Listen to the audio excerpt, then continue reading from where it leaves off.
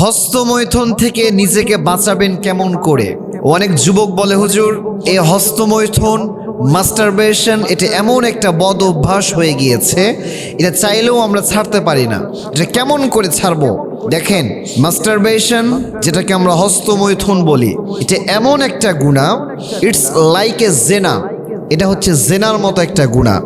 মানুষ যখন হস্তমৈথুন করে, মাস্টারবেশন করে, in the day of judgment, কিয়ামতের ময়দানে আল্লাহ তাআলা ওই ব্যক্তির সে যে আঙ্গুলে, যে হাত দিয়ে মাস্টারবেশন করেছে, হস্তমৈথুন করেছে, তার প্রত্যেকটা আঙ্গুল দিয়ে আল্লাহ তাআলা বাচ্চা বের করবে। ইভেন এর শাস্তিটা হচ্ছে খুব ভয়ঙ্কর একটা শাস্তি। এখন এই ভয়ঙ্কর একটা বদ অভ্যাস থেকে আমরা কেমন করে বের হয়ে আসব, আমি জাস্ট আজকে 4টা টিপস শেয়ার করব। এই 4টা টিপস যদি কোনো যুবক তার নিজের লাইফে অ্যাপ্লাই করতে পারে, তাহলে তার জীবন থেকে এই বদ অভ্যাসটা দূর হয়ে যাবে। নাম্বার 1, হস্তমৈথুন থেকে যদি নিজেকে বাঁচাতে চান, মাস্টারবেশন থেকে যদি নিজেকে প্রোটেক্ট করতে চান, তাহলে আপনাকে ফার্স্ট অফ অল যে কাজটা করতে হবে সেটা হচ্ছে নির্জনতা বর্জন করতে হবে। একাকী থাকা যাবে না। মাথায় রাখবেন, মানুষ যখন একাকী থাকে তখন তার সাথে সেকেন্ড আরেকজন যুক্ত হয়, তার নাম হচ্ছে শয়তান। এজন্য একাকী যখন থাকা হয় তখন মানুষের মাইন্ডে বিভিন্ন ধরনের চিন্তা ভাবনা আসে, বিভিন্ন খারাপ কল্পনা জল্পনা আসে।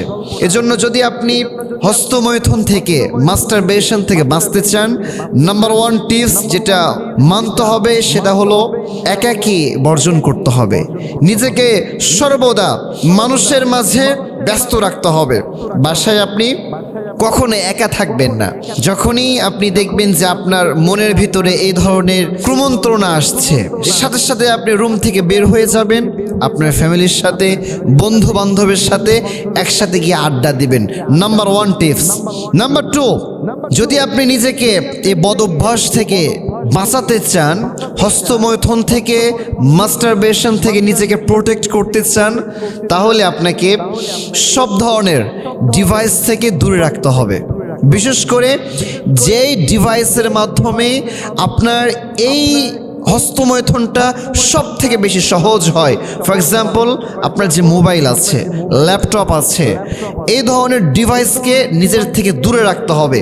যদি আপনি এই ধরনের ডিভাইসকে নিজের থেকে দূরে রাখতে পারেন, দেখবেন আপনার জন্য হস্তমৈথুন থেকে বাঁচা, আপনার জন্য মাস্টারবেশন থেকে বাঁচা অনেকটাই সহজ হয়ে যাবে। নাম্বার 3, যে কাজটা আপনি করবেন সেটা হলো, যখন আপনি রাত্রিবেলা ঘুমাতে যাবেন, ঠিক ওই সময় ঘুমাতে যাবেন যে সময় আপনার ঘুম আসবে। আগে তাড়াতাড়ি ঘুমিয়ে যাবেন না, যখন ঘুম আসবে ওই সময় ঘুমাতে যাবেন। দেন আপনার যে বালিশ আছে, ফর এক্সাম্পল আপনি এই জায়গায় শুইবেন, এই জায়গায় আপনি মাথা রাখবেন, আপনার মাথার পাশে যে বালিশ আছে অথবা টেবিল আছে, সেই টেবিলে একটা কোরআনুল কারীম রেখে দিবেন।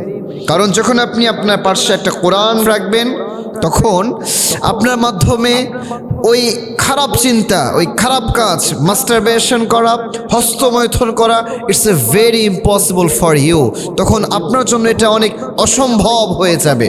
তখন আপনার মাথায় কাজ করবে, আরে আমি যখন এই খারাপ কাজটা করব, তখন আমার পাশে কোরআন আছে।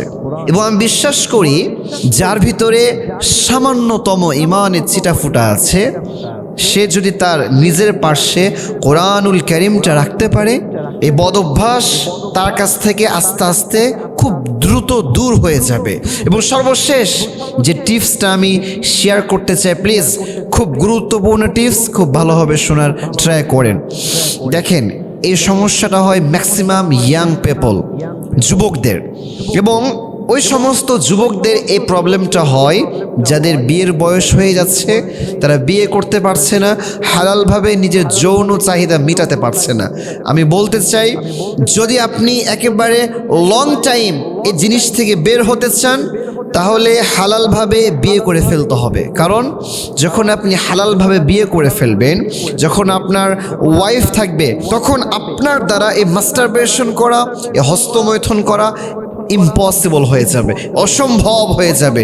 এজন্য প্রিয় ভাই, আজকে আমরা যেই 4টা টিপস শেয়ার করলাম, এই 4টা টিপস যেন আমরা আমাদের সবার লাইফে অ্যাপ্লাই করতে পারি এবং নিজেকে এই গুনাহের কাছ থেকে দূরে রাখতে পারি। আল্লাহ তাআলা আমাদের সবাইকে সেই তৌফিক দান করুন, আমিন।